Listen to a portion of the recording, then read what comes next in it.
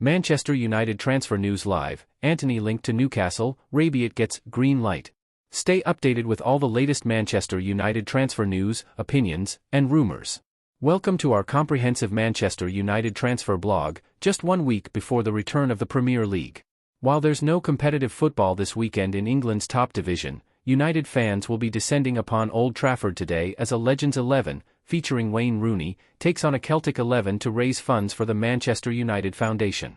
While many familiar faces from the club's history will be on the pitch for a noble cause, Erik Ten Hag will undoubtedly be keeping a watchful eye on the developments within his senior squad during the international break. With the Turkish transfer window closing on September 18, there's growing speculation surrounding several United players who could be on their way out. One of the names generating headlines is Antony, who has been linked with a potential loan move to Jose Mourinho's Fenerbahce. Meanwhile, Casemiro, another underperforming player this season, is being tipped for a move to Galatasaray, a club looking to strengthen as the Turkish league deadline approaches. Both Antony and Casemiro have had far from ideal starts to their respective campaigns. The Brazilian winger has struggled to make an impact on the right flank, often criticized for his lack of cutting edge, while Casemiro's dip in form has been noticeable after a strong debut season. It remains to be seen whether either player will seriously entertain the idea of leaving Old Trafford, though the offers coming from Turkey could present intriguing opportunities for both. The question now is whether Turkish clubs can offer enough to persuade United to part with two key players this late in the transfer period. In the midst of all the speculation, United have received some positive news regarding one of their younger talents. Lenny Yoro, the highly rated defender, has made significant progress in his recovery from injury. Yoro, who had been sidelined, is now walking without crutches, signaling that he may soon be available for selection. His return would be a timely boost for Ten Hag, who has been grappling with defensive frailties in the early stages of the season. United receives green light for Adrien Rabiot pursuit. One of the more persistent transfer rumors since the closure of the summer window has been Manchester United's potential interest in Adrien Rabiot. The French midfielder, who remains a free agent, has long been on United's radar as a possible reinforcement for the squad. Rabiot, who boasts experience at the highest levels with Paris Saint-Germain and Juventus, could be an ideal signing for United, given the club's need for midfield depth. There have been reports suggesting that Rabiot had attracted offers from clubs in Turkey, but according to transfer expert Fabrizio Romano, the midfielder has no intention of moving to a Turkish club. This development effectively gives Manchester United the green light to explore their options and potentially bring the Frenchman to Old Trafford.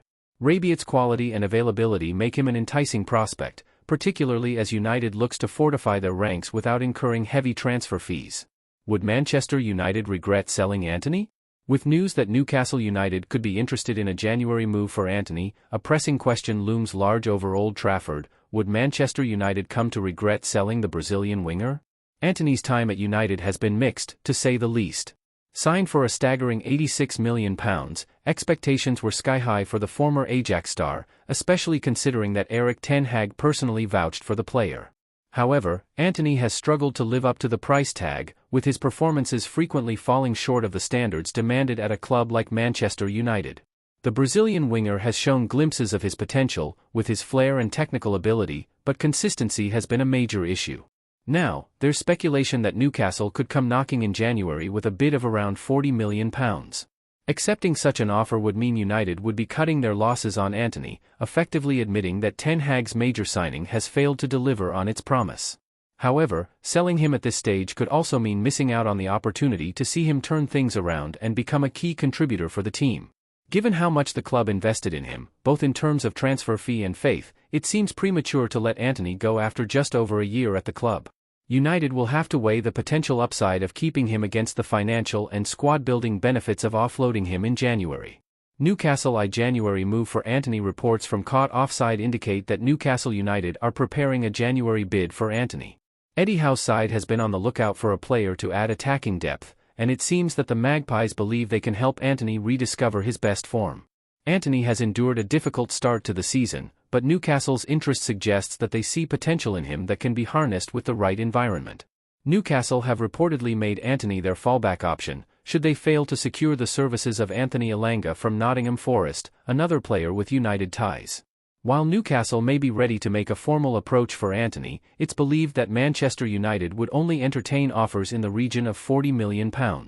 This figure, while significantly lower than the £86 million United paid to sign him, could represent a pragmatic decision for a player who has not yet found his footing in the Premier League. As the January transfer window approaches, the decision on Antony's future will become a key talking point. Will United hold on to the Brazilian winger in the hope that he will eventually fulfill his potential, or will they opt to cash in and move forward with other options? Only time will tell, but the outcome of this saga could have significant implications for United's long-term strategy. Right. Even during an international break, Chelsea just can't keep themselves out of the headlines with reports of a rift between co-owners Behdad Eghbali and Todd Boehly surfacing. We have our chief reporter, as you can see, Kaveh Solokol, here on set with us to discuss the latest developments at the bridge. Goodness me. So, go on then. What's happened? Why are Chelsea in the news? Well, I mean, there's always something happening at Chelsea on and off the pitch. The background to all this is that obviously, for 20 years, Chelsea were owned by Roman Abramovich. He effectively ran it as a family business. Everybody knew that he was in charge. And although his ownership of the club was very controversial, as far as Chelsea fans were concerned, the vast majority of them loved Roman Abramovich, and the club won lots of trophies. Now, just over 2 years ago, we had the takeover. Roman Abramovich was forced to sell Chelsea because he was sanctioned by the UK government.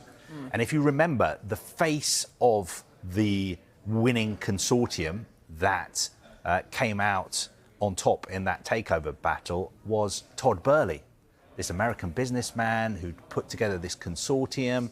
He became the new owner of Chelsea. But of course, he was not 100% the owner of Chelsea because there was a consortium, and 62% of the money for the takeover was provided by a private equity firm in America called Clearlake Capital. And the face of Clearlake in English football has been Behdad Eghbali. Now, to begin with, Todd Boehly, even though he only owns around 13% of the shares in Chelsea, he was the face of the takeover. Yeah. He was the sporting director.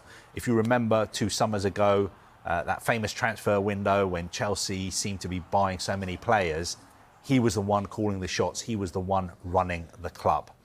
Now, you have to say that initially that first year of American ownership, things didn't go particularly well. Chelsea were in the headlines again for, lots of different reasons. So last year, Todd Boehly stepped back from being the main man, and Behdad Eghbali and Clearlake Capital took over the running of the club. And that's why we've seen so many changes, new head coaches come in, this controversial strategy in the transfer market, buying young players, giving them long-term contracts. That's all been Clearlake. And effectively, Todd Boehly has been sidelined. Now, last night, we had this report from Bloomberg, a very well-respected financial news service. And what they reported is that both sides, so Eghbali and Todd Boehly, were considering buying each other out. And the relationship between the two men had deteriorated, and they no longer saw eye to eye on quite a few things like recruitment, why the team was underperforming, why more progress hadn't been made on redeveloping Stamford Bridge. And for that reason, it looked like one of them was going to leave. Were either side perhaps considering selling up? Would we see a split between Behdad Eghbali on the one hand and Todd Boehly on the other? Now, the information we have is that Behdad Eghbali and Clearlake Capital, who own 61.5% of Chelsea, have absolutely no intention of selling up. They are not going anywhere. They are totally committed to Chelsea. So if one person is going to leave, from their perspective, it would be Todd Boehly. And if Todd Boehly wants to sell his shares, or if anybody else wants to sell their shares in Chelsea, then Behdad Eghbali and Clearlake Capital are willing to sit down and talk with them and potentially come to a deal whereby they would buy even more shares in Chelsea than they already own. Oh, okay. I hope I explained that. Yeah. It's quite a complicated story for a Saturday morning, but did my best. No, it's very understandable. So there has, what it looks like, been a fallout. If they can't work things out and shares need to be sold, if Todd Boehly leaves, but does that seem like something that would happen more realistically over, I think, Eghbali, or what sort of does happen next? I think if one party is going to leave, It's going to be him. It's going to be more likely that it's Todd Boehly. Yeah. Although, having said that, our information is that Todd Boehly is still committed to Chelsea. The key question is, have the two men fallen out? Now, my reading of the situation is that they were never best friends. Okay. They weren't best buddies. They were very, very successful businessmen who came together to buy Chelsea. And I think their relationship, from the few times that I've met both of them together, what came across is that they were very businesslike. I didn't get the sense that they were hanging out with each other and going out every night to dinner together. They were in this for business. Now, obviously, they're both very successful, very rich people who've made a lot of money in business, and they've got their own ideas about how businesses should be run. I think I wouldn't stick my neck out and say that, you know, they've fallen out or they're enemies, but my reading of the situation is that their relationship is professional and businesslike and cordial, but no more than that. Right. Well, the breaking news is significant. We thought on deadline day that he was off to Chelsea. That didn't happen. We saw the pictures of him arriving in Istanbul to a hero's welcome.